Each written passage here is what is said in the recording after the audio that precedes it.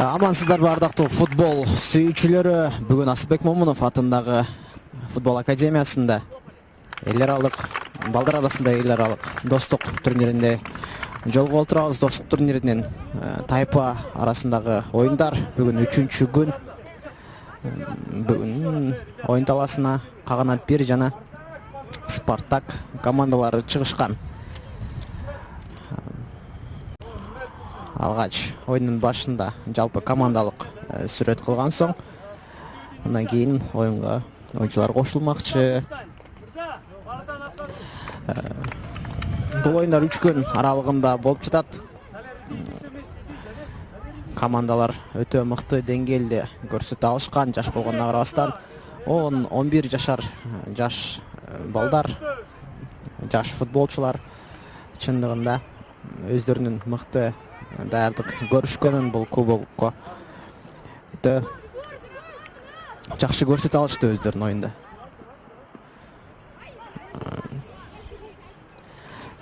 Андан эсе командалар өздөрүнүн кыйкырыктарын айтышып, андан кийин оюнга болгон мыкты маанайларын көрсөтүп оюн талаасына кайтышат. Анда эмесе оюнчулар да даяр болуп калды. Калыстар эгер даяр болсо, калыстардын ышкырыгы жаңырап, андан соң топ оюнга кошулмакчы.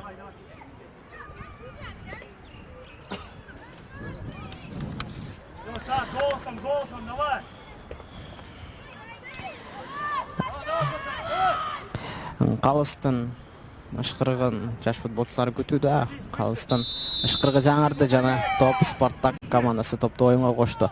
Алдыңкы мүнөттөрдө сиздер менен ТМЖ каналынан мен пайдалуу болмокчумун. Андыктан эфирден узабаңыздар. Бүгүнкү беттеш ушул Каганат-1 жана Спартак командалары ортосундагы беттеш өтө мыкты болот деп ишенимдүү түрдө айта алам.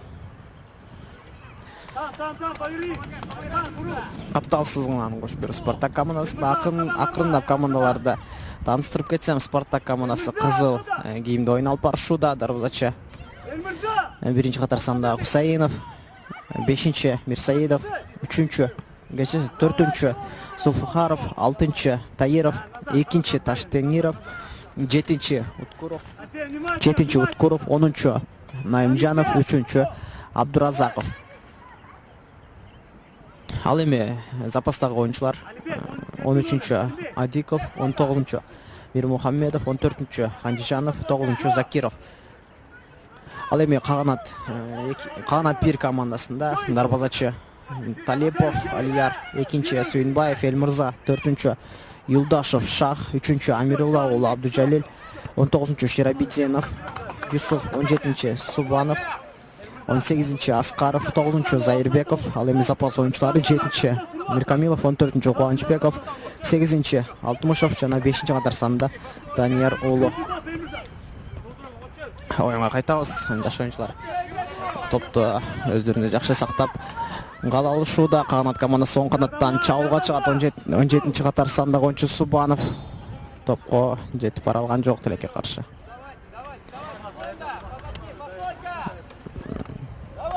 Буга чейинки 2 күн аралыгында командалардан мыкты оюнду көргөнбүз. Атаандаштарын Каганат-1 командасы атаандаштарын 2 ирет жеңип чыккан эле.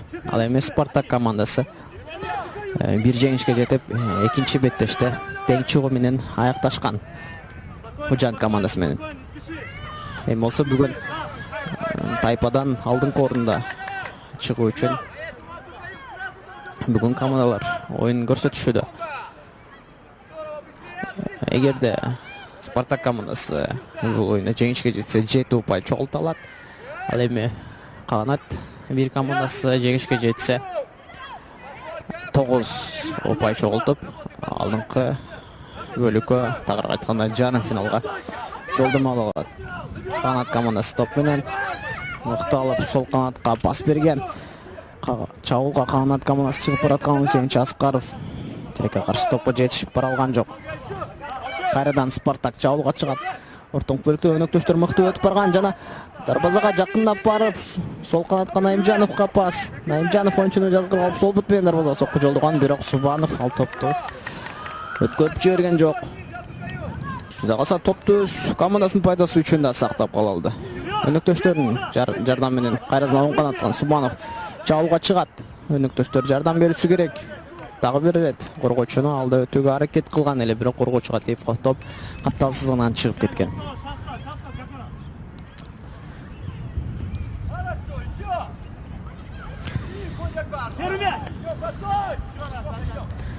Кайрадан топ Каганат бир командасында. Субанов оң канаттан дагы бир ирет чабуулга чыгып көрүнүп калган.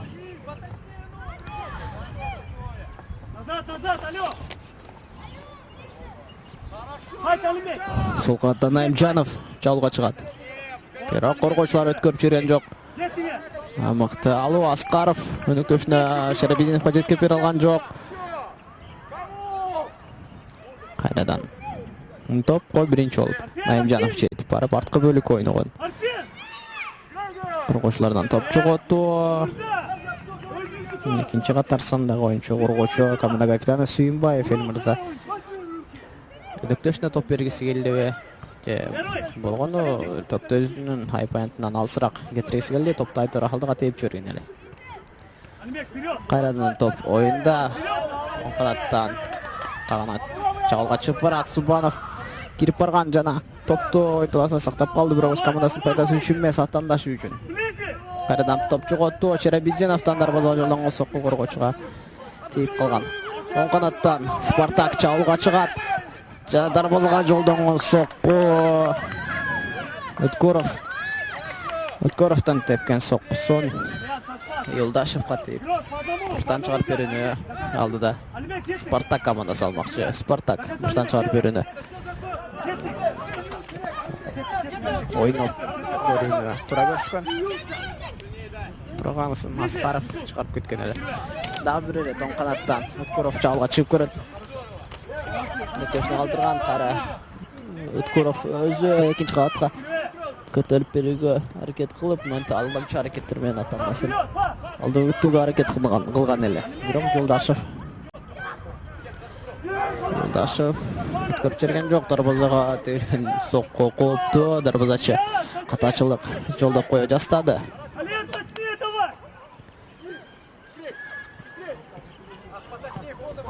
Алдыңкы бөлүккө берилген пас каршы анық эмес.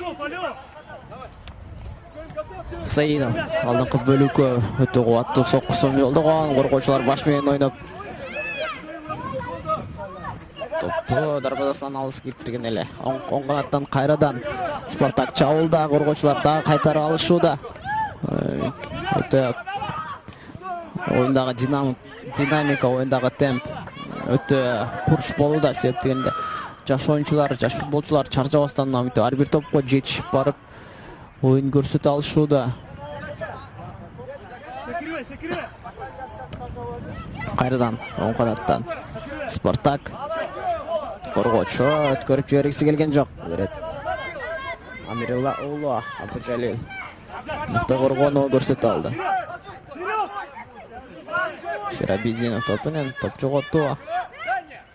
Спартак командасы кайрадан топко ээлик кылат. Экинчи кабатка көтөрүп берилген пас. Дарбазадан дарбазачынын колуна түшкөн эле. Кайрадан оң канаттан чабуулда Каганат старегине пас жеткен жок. Тоочун болгон күрөш оюн таласында оюнчунун жатканын көрүүдөбүз.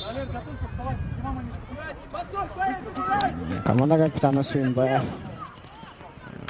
жүзүнө топ тийип, жүзүнө атаандашынан тийип жаракат алды көрүнөт.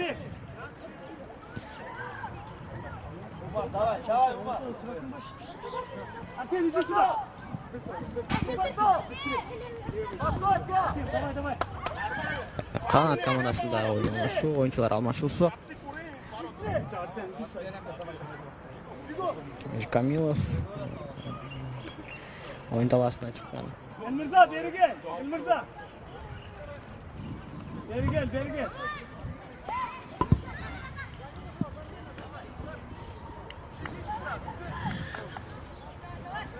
Сүйүнбаев топ колгон аракет бетинде атандаш менен кагылышып жаракат алып оюн таласынан чыгууга аргасыз болду. Оюнду уланта албайт. Кайрадан Субанов оң канаттан чабууга чыгып бараткан. Коргоочу өткөрүп жиберген жок. Спартак каршы чабуулуп жарата алабы? Алгаш топко.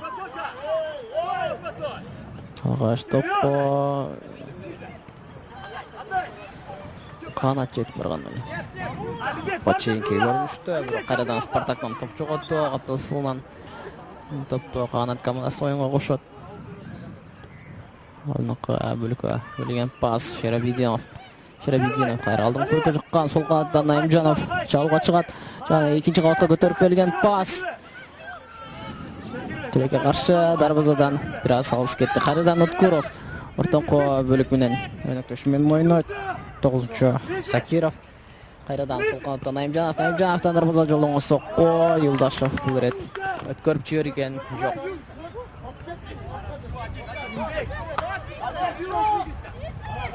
Кайрадан оң канатта Спартак командасы чабууга чыгып бараткан, бирок коргоочуга карата оюн эрежеси бузулган үчүн Каганат-1 командасы топту оюнга кошмокчу.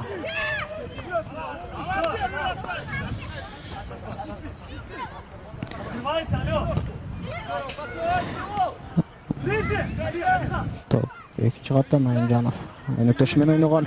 Кайра сол канат топко биринчи болуп Данияр уулу жетип барат. Өнөктөштөрдүн ачылышын күтүүдө. Оң канатка өнөктөшүнө Субановго жеткирип бере алган жок. Бирок Субанов өзү жалгыз келип топту алган эле. Кайрадан сол канаттан Наимжанов. Бул жолку берилген пас анык эмес. Чабууга Каганат командасы чыгып барган, бирок Аскаров өтө мыкты ылдамдуулук менен барып, мынтип дарбазачы деп калса коргоочудан алгач барып, топту дарбазага жолдой алган эле. Бирок тилекке каршы дарбаза үстүнөн алыс кетти. Оюн таласын Аскаровдун жатканы көрдү, өз жаракат. Доктурдун жардамын алып, андан соң оюнга кайтмакчы.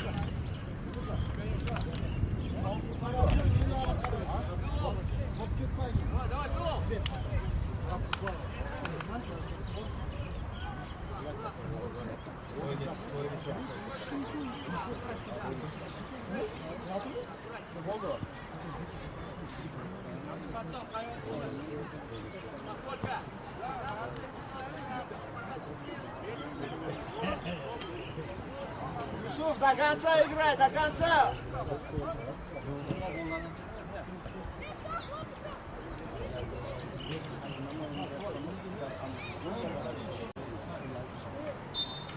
Давай, Арсен, активно! Перед собой мяч, перед собой! Кайрадан Каганат командасы чабуулда. Дарбазага сокку жолдоо үчүн мүмкүнчүлүк. Жана дарбазага жолдонгон сокку Субанов. Намынтеп мыкты голун жаратып, өз командасын алдыга сүрөп чыга алды. Субанов Алихан бул оюнда алгачкы голду киргизип өзгөчөлөндү. Мыкты чындыгында.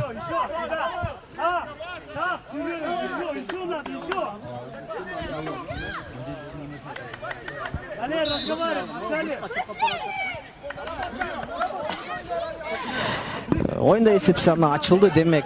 Оюн темпи мындан арыда, мындан да жогору болот. Себеп дегенде бул оюнда кайсы команда жеңишке жетишсе, өз тайпасынан алдыңкы орун менен чыга алат.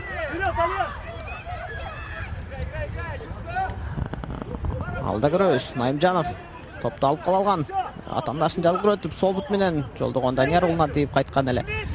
Наимжанов топ менен арткы бөлүккө өнөктөшү менен ойноого аргасыз. Себеп дегенде басым өтө жогору, алыстан дарбазага жолдонгон сокку дарбазага тилекке каршы жакын болгон жок. Мыкты чындыгында. Кайрадан топ жоготу, дагы бир ирет дарбазага жолдонгон сокку, бул ирет Талиповго. Тамай барган жок. Кечирсиз, Талиповго тамай барган. Талиповго коркунучтуу турган жок. Шерабедзинов кайрадан оң канатка Субанов ойнойт. Субанов топко жетип баруусу керек. Жетип барган жана экинчи кабатка көтөрүп берген пас өнөктөшүнө тамай жеткен жок. Шерабедзинов дарбаза сокку жолдойт, коргоочуга тийип кайтты. Оң таласындагы коргоочунун жаракат алып жатканын көрүүбүз. Спартак командасынын кезектеги чабуулу тилекке каршы өз максатына жеткен жок.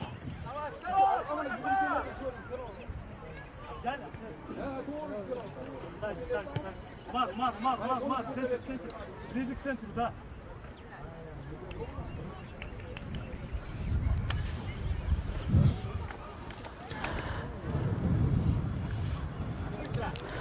Кайрадан сол канат менен чабуулга чыгып көрүүгө аракет кылган эле Спартак командасы, бирок жогорудагы жолдонгон пас анык болгон жок. Капталсызгынан кошуп берүү Каганат 1 командасына арткы бөлкө Юлдашев ойнойт. Данияр уулу кайрадан топ Субановда. Найымжанов топко жетип барып Субановдон топду алган жана өтүп пасташуунун жардамында прессингден чыгууга аракет кылат.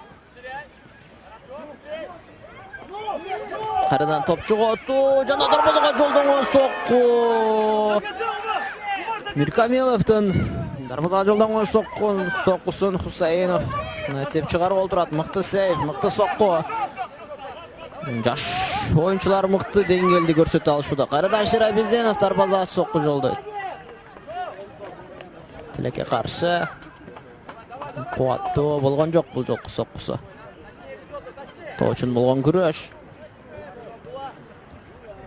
Сол канаттан Спартак чабуулга чыгып көрөт. Кайрадан эле Найымжанов команда капитаны мыкты жазгырып алып атаандаштарын эки коргоочуну алда өтүүгө аракет кылууда. Экинчи кабатка көтөрүп берген пас.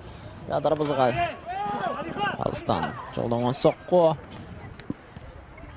Зуфаров тарабынан жолдонгон сокку тилекке каршы тамай жана кубаттуу болгон эмес эле. Кайрадан топ жоготуу Каганат командасында. Ортоңку бөлүккө берилген пас. Уткуров атаандашынан топту алып кала алды. Мыкты подкат. Шерабедзинов топту жоңгон оюн таласынан сырткарга тээп жиберүүнү туура көрдү.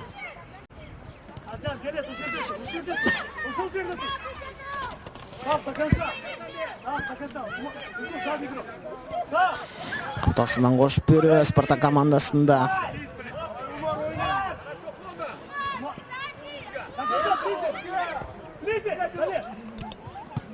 Жанов дарбаза сокку жолдогону жетишкен жок.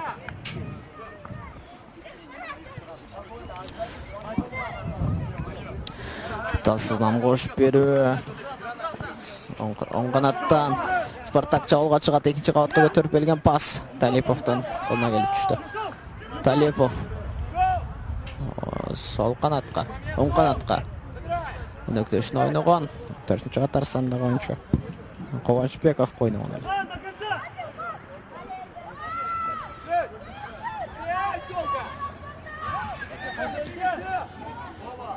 Спартак топту капталсызынан кошот. Көбүрөөк топту өзүнө кармап калууда. Өнөктөштөрү ачылуусу керек. Жана чабуулда Спартак. Уткуров эсеп санын теңдеп кое алды. 7-чи катар сандагы Спартак командасынын оюнчусу Уткуров. Эмнегедир коргоочулары бул рет сокку жаратканы мүмкүнчүлүк берип койгон эле. Балким алгач эсеп санын теңдеп сүйүндүрүп атаандаштарын, тагыраак айтканда Өзбекстан Республикасына келген конокторду андан соң кайрадан эсеп санынан алдыга чыгып кетүүнү көздөп жатышат. Бирок бул канчалык деңгээлде чындыкка жакын анык эмес.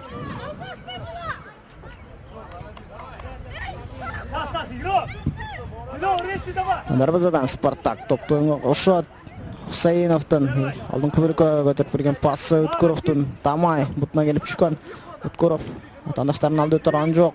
Миркамилов кайрадан топту жоготкон. Топ менен Уткуров оң канатка берилген пас тилекке каршы коргоочуга тийип капталсызгын кесип өткөн. Кайрадан арткы бөлүк.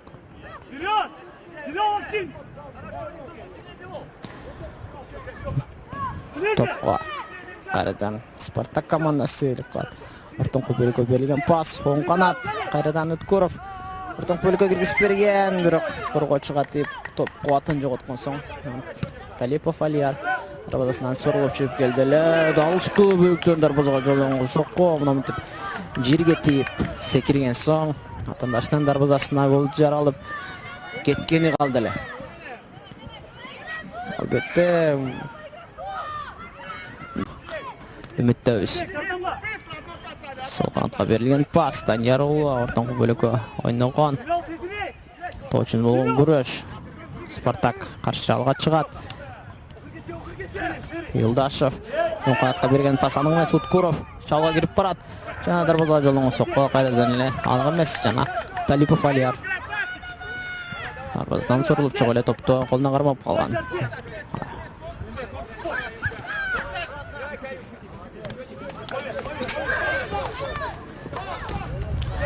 Бүлкөргөп берген пас Спартактын коргоочулары 4-нчы катар сандагы Золфухаров өтө мыкты коргонууну көрсөтө алууда. Кайрадан арткы бөлүк дарбазага жолдонгон сокко. Бул жолку соккунун кубаты болгон жок.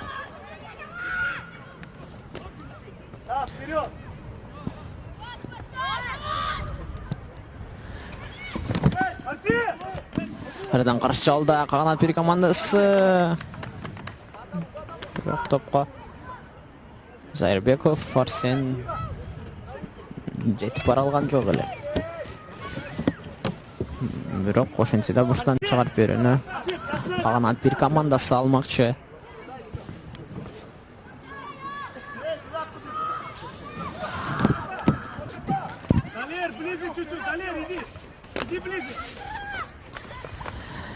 Кайрадан экинчи кабатка көтөрүп берүү. Коргоочулар дарбазадан болушунча айпаянтынан болушунча алысыраак кетирген аракет кылышкан. Жана ал аракетине жетишишти. Капталсынан кошуп берүү. Капталсынан кошуп берүү Каганат-1 командасында. Бирок капталсынан кошууда оюн эрежеси сакталбаган үчүн топ атаандаш командага өткөрүп берилди. Кайрадан оң канат менен Уткуров чабуулга чыгат. Жана сол канатка Наймжановго пас берген эле. Наймжанов кайрадан өнөктөшү менен ойногон Точун болгон күрөш. Оң канат Уткуровго. Уткуров арткы бөлүккө. Амирелла уулу топту алдыңкы бөлүккө терип жиберсе келген, бирок топ бутуна анча тийбей калган үчүн азыр болсо чабуулда. Спартак командасы топту оюнга кошот дегечи болбой, Спартактын жаш оюнчулары топту капталсынан кошуу учурунда оюн эрежесин сактаган жок.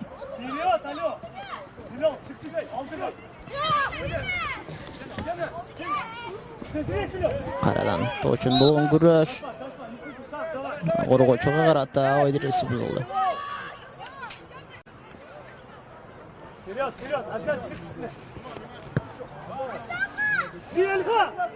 Жана чабуулда кайрадан Каганат-1 командасы Кубанычбеков тилекке каршы топту өзүнөн алыс качырды.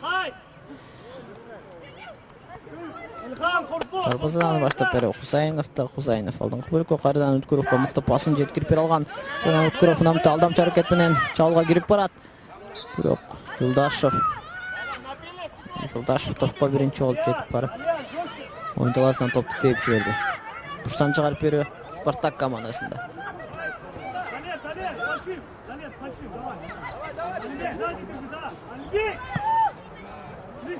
Алдыңкы бөлүккө берилген пас. Топ менен Спартак оң канатка Өткөров ойногон. Амирелла уулу чабуулга чыгып барат. Жана топко атан өнөктөшүн чыгарган эле Зайырбеков. Бул рет топту өзүнөн алыс качырды. Арсен, давай, Арсен!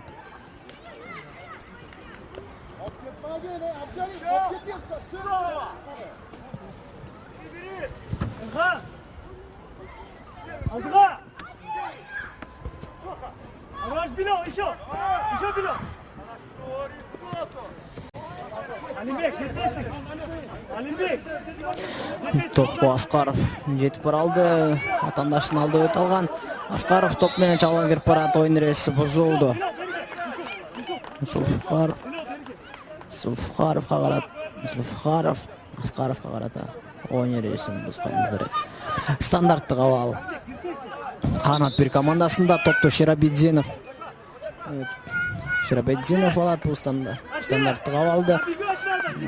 Дарбазага сокку жолдоо үчүн бир аз аралык алыс кылат. Эгерде кубаты жетсе дарбазага да сокку жолдоп көрөт. Экинчи кабатка көтөрүп берген пас. Коргоочулар кайрадан кайтара алышты. Төшмө ойдогон Юлдашев кайрадан алдыңкы бөлүккө Закиров. Сайырбеков кечиресиздер. Наимжанов сол канаттан чала кирип барат. Спартак командасы топ менен жана дарбазага жолдонгон сокку коргоочуга тийип кайрадан эле кубатын жоготуп Талипов топту кармап кала алган. Кайрадан сол канат.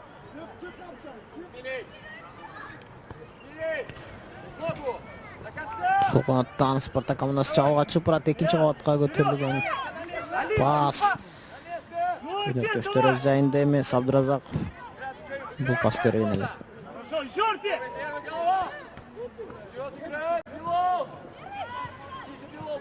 Оң канатта Кубанычбеков.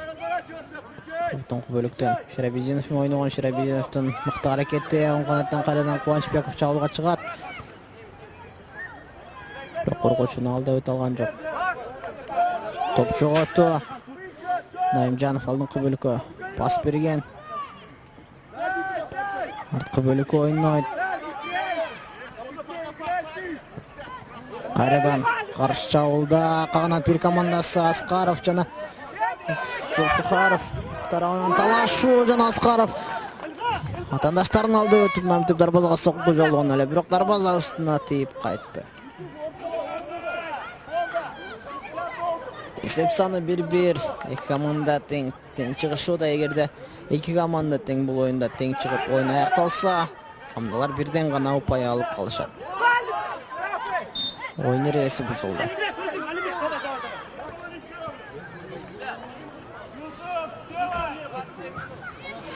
Kayradan standartı kabal Каганат-1 командасында топ менен Аскаров. Ал эми бул жерден дарбазага сокку жолдоо өтө ыңгайлуу. Эгерде ачык калган дарбазачынын бурчун, ачык калган жайын тапса, өтө мыкты гол жаратып коюу мүмкүнчүлүгү бар. Жана дарбазага жолдонгон сокку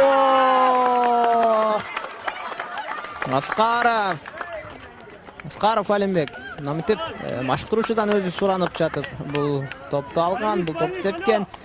Жана мен айткандай Хусайновдон ачык калган жайын байкап, тагыраак айтканда Тосмонун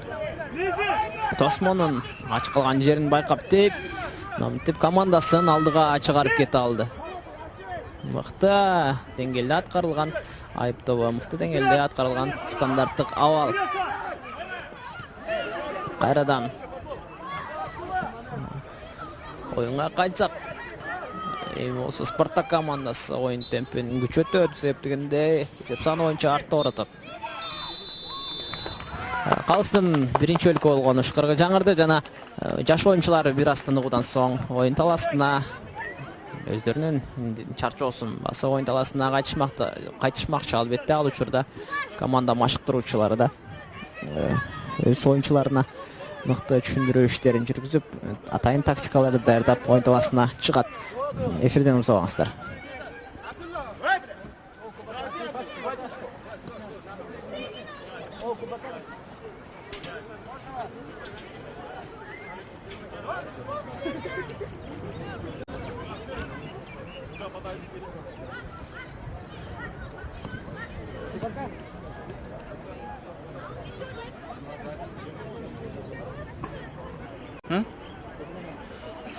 Өшіп танысқаны бай өзгеріп кетті бе, настройкасы.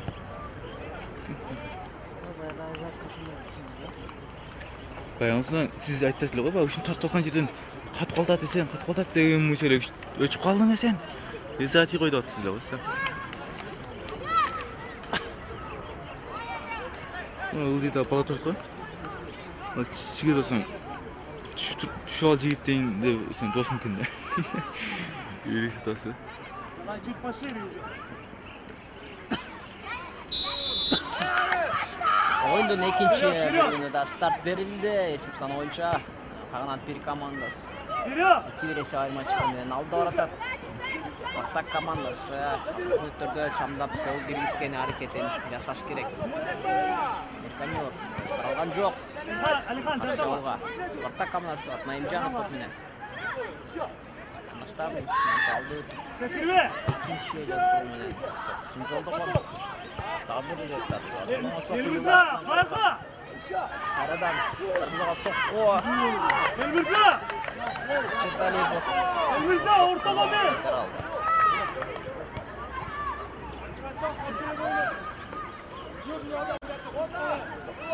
Uçtan çarpını Спартак командасы алгачы экинчи кабатка көтөрүп берген пас. Кургоочулар алгачкы болуп жетип барган. Кирбе. Сокко ашырып. Первый, ближе. Берген пасы экинчи кабатка. Первый. Пайдалуу экинчи кабатта. Баш менен ойнойт. Карданга. Ортодо кара, ортодо. Наимжанов. Элмирза. Көтөрүп берген пас Шерабиевден. Кайра топ кайтты. Элмирза, сен кирбейсиң, эмне жатасың сразу? Тутта турчу. Аркада йүрү.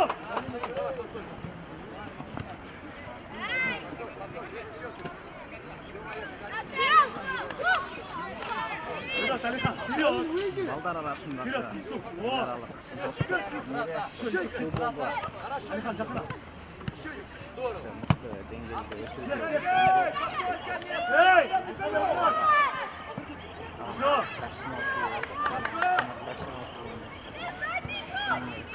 Элмирза, сенде тур.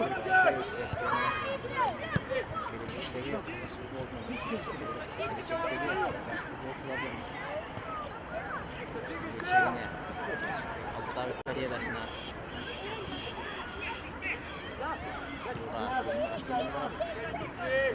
Леар, голос, голос.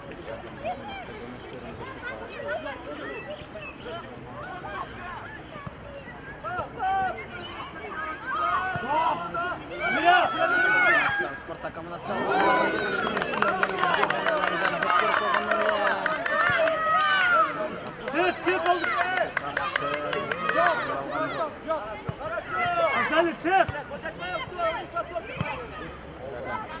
Чек! Чек, Болга! пас.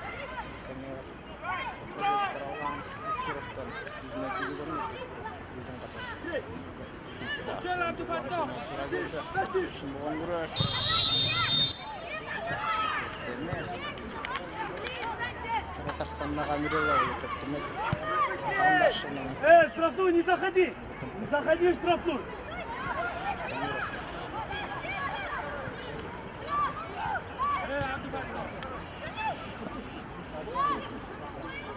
Эй! Эмирза! Судьяны кара! Стандарттык Спартак командасында Наимжановдун соккусу аралыктан дарбазага жетет.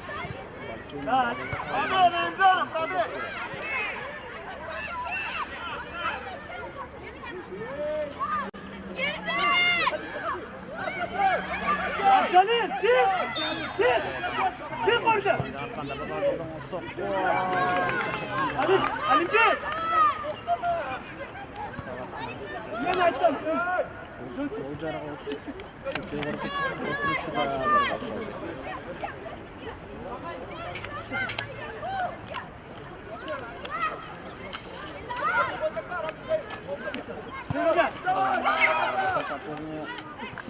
Элмирза!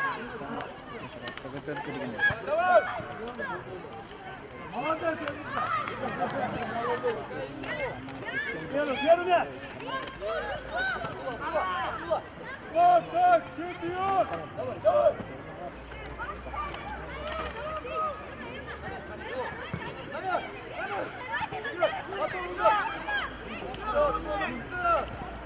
Aşağı Halim Bey, çakşı Halim Bey. Halim Bey, koy ver, bizi kime? Koy ver. Oyuncu. Elimize boş. Kara.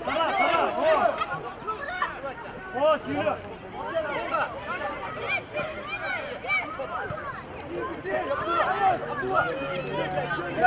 Alim çıkma. Git.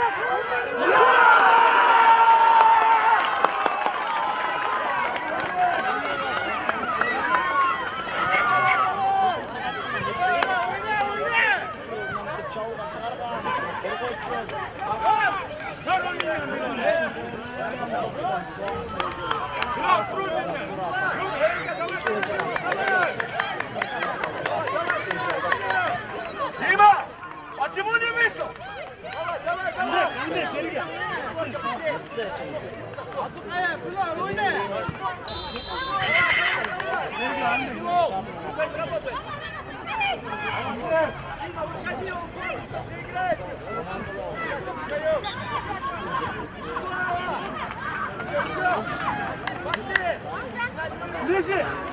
Ближе. Обтяни до конца.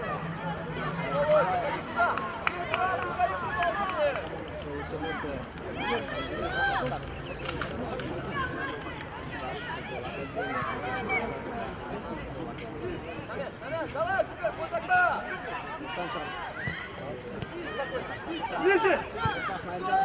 Хорошо.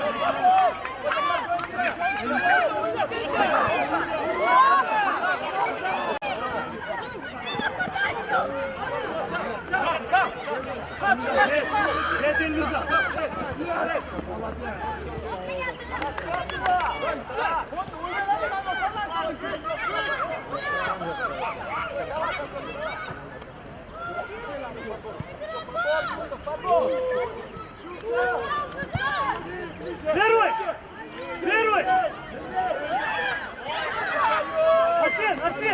Арсен, выходи!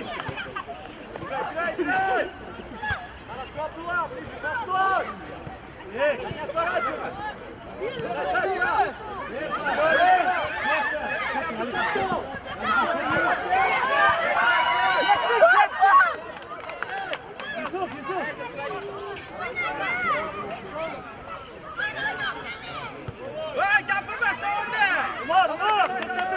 Давай! Арсен!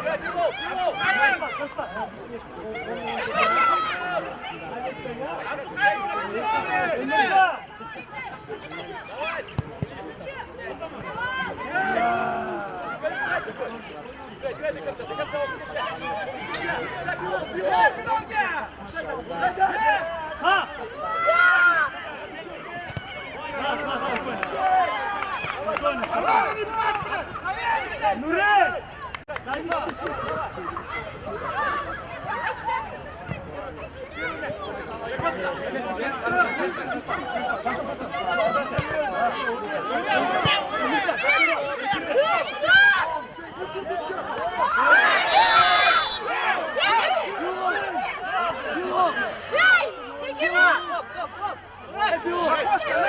Нельзя так играть! Куда идем?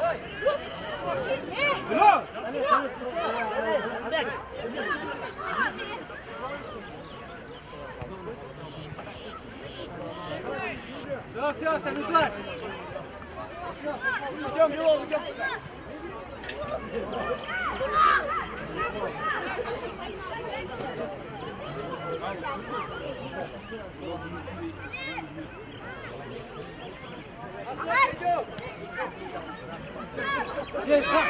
Шаг,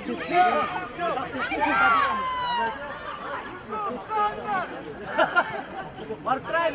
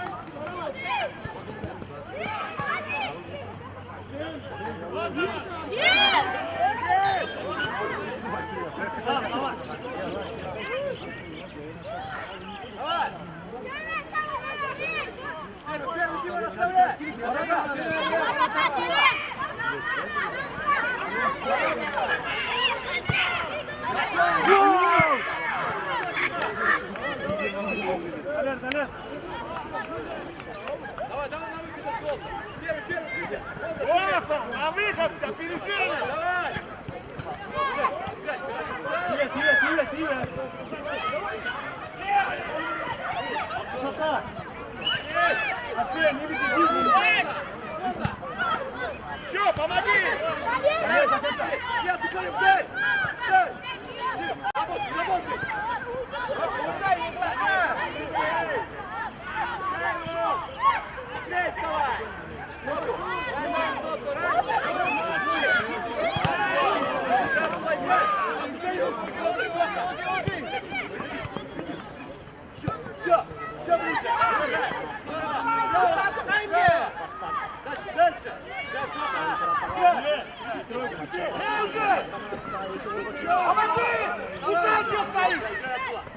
Все ближе! Дальше!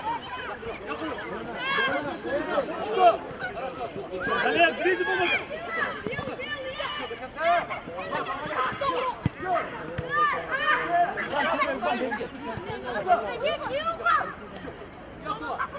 Давай.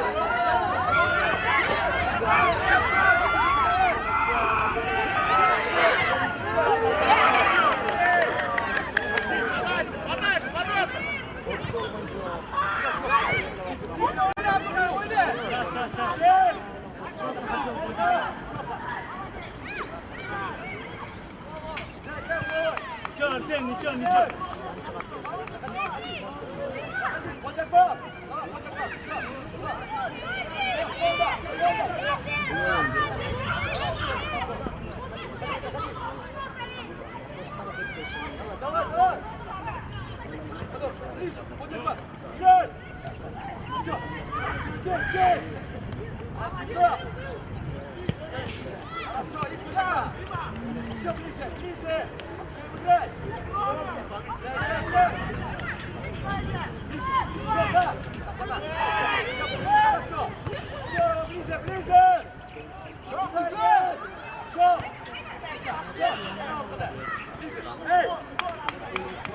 Спокойно!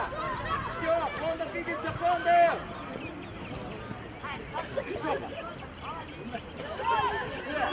Забирай!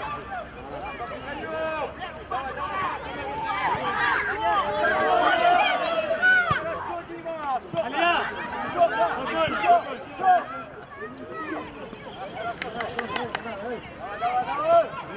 Давай! Молодец! Первый! Да, здорово, вот рядом, да. Дальше. Все, играй, все! Разговаривай, как доска!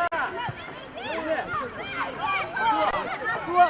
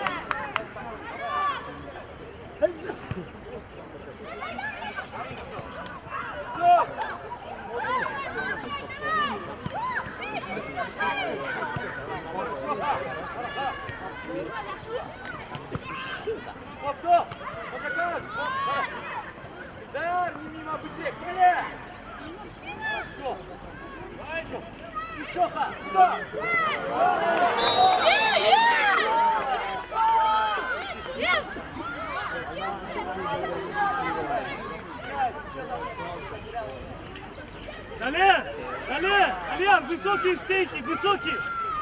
Высокий. Арсен! Стенку, да, Арсен, Далер. Арсен, стенка! Умар, давай стенку тоже.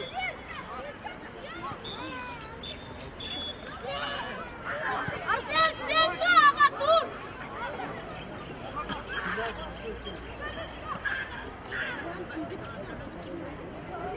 Давай, Фонда. Давай, Фонда. Давай, ты соберешь команду, скажешь.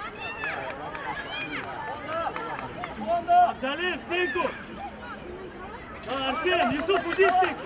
Арсен, тур стенкага! Арсен, в стенку. Фонда, давай, Иди. давай.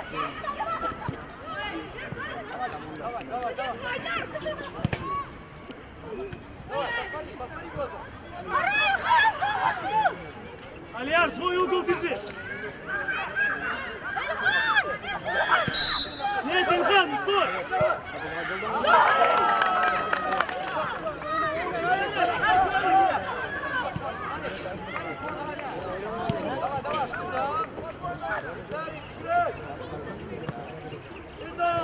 Хорошо, хорошо.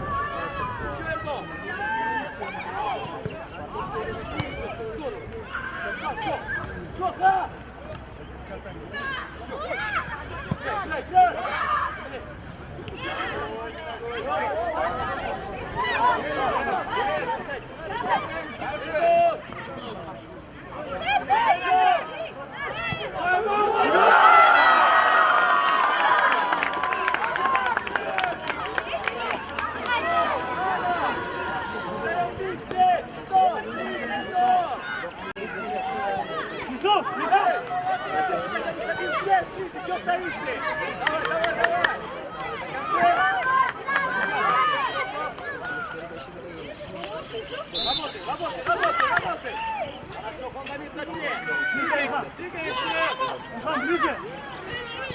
Ближе!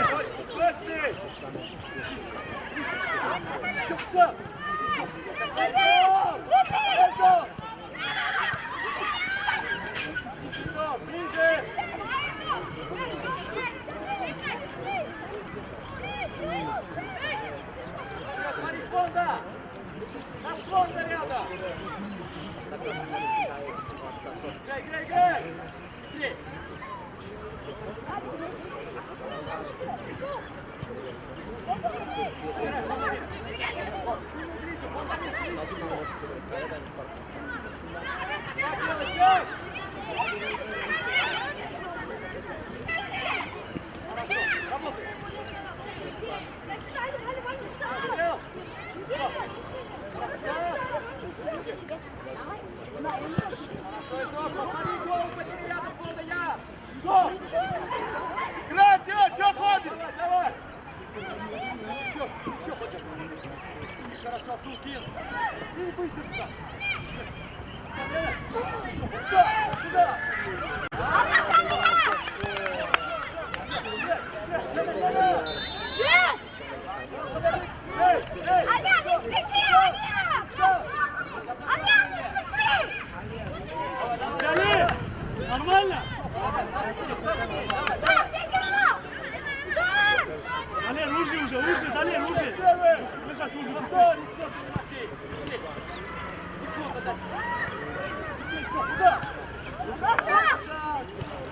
Беляу, тезірек!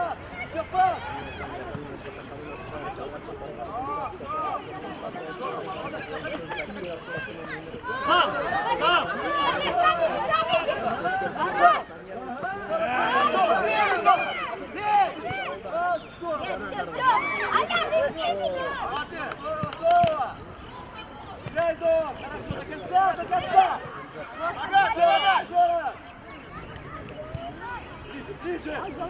Здорово иду!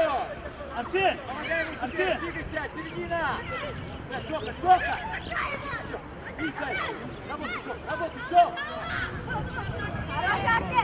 Хорошо, быстрее! Сюда! Сюда!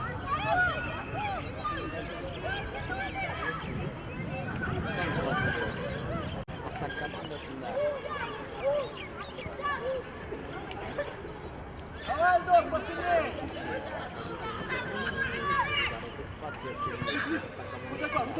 Куда?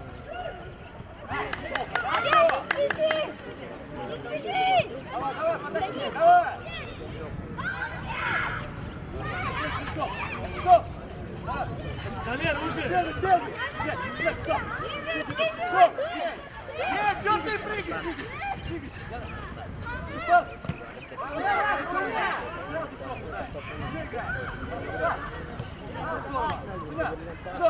Куда? Что? Ближе, здорово! Спалим!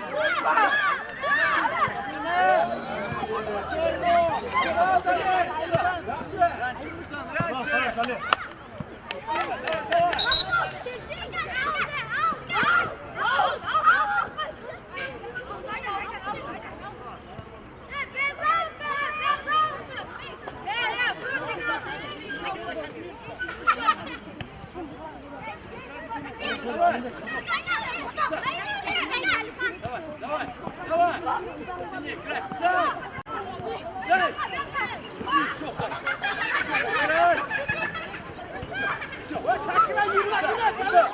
Хорошо, Эдори! До конца!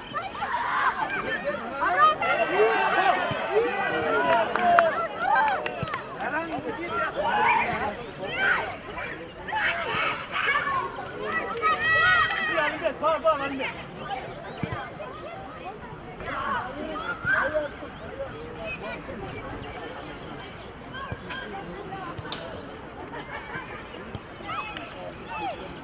Одному, Дима, расставляй! Дальше отойди! Дальше отойди назад! Бегай! Тимон!